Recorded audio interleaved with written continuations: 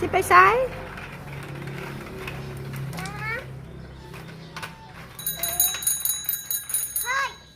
มีนาอยากกินอันนี้บ้างอันนี้อยู่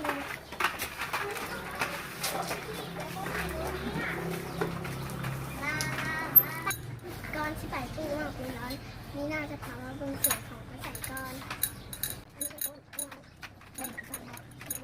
อันนี้ก็มะนาวอันนี้ก็ถั่วอันนี้ก็มะม่วงอันนี้ก็อะโวคาโดกำลังเป็น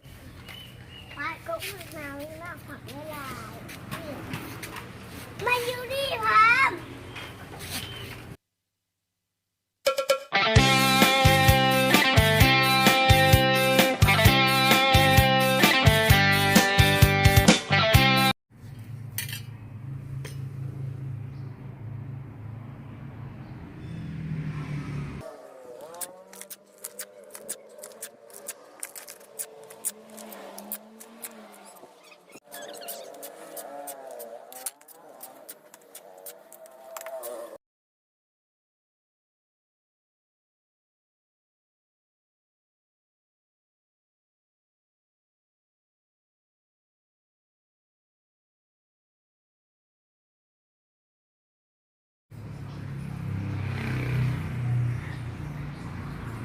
เดี๋ยว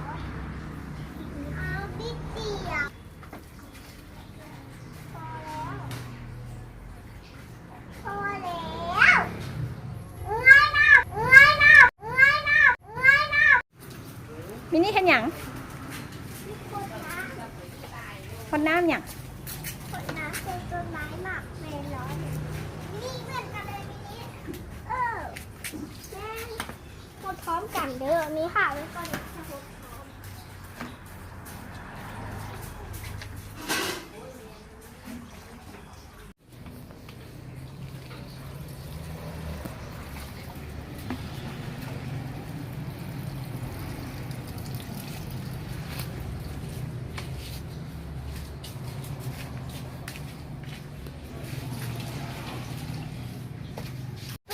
เอ้ยนาทีสิแม่กับมีนากับปุ๊กหมักมันร้อนแล้วมาเบิ่งกันเลย1 ต้นนอจะมี2 ต้นนอเดี๋ยวเขาไปนับเบิ่งผักดูว่าเป็นต้นไม้ต้นไม้ค่ะ1 ถัง 2 ถัง 3 ถัง 4 ถัง 5 ถัง 6 ถัง 7 ถัง 8 ถัง 9 ถังมี10 ถังต่อไปต้น นี่มันจะมี2 ต้นเนาะ2 4 6 8 10 12 14 16 18 20เนาะเฮาคือเอาไม้มากันไว้ครูบอกเพราะว่าเวลาปลูกต้นมันจะเอียงแบบนี้เด้อว่าปลูกก่อนคือเวลาเขาเอาไม้มาทับมันนะมันจะเป็นแบบนี้มันจะตั้งซื้อขึ้นเลยเด้อแบบนี้โอ้ไม้หักมันจะตั้งซื้อขึ้นงั้นคลิปนี้ก็จบกันแล้ว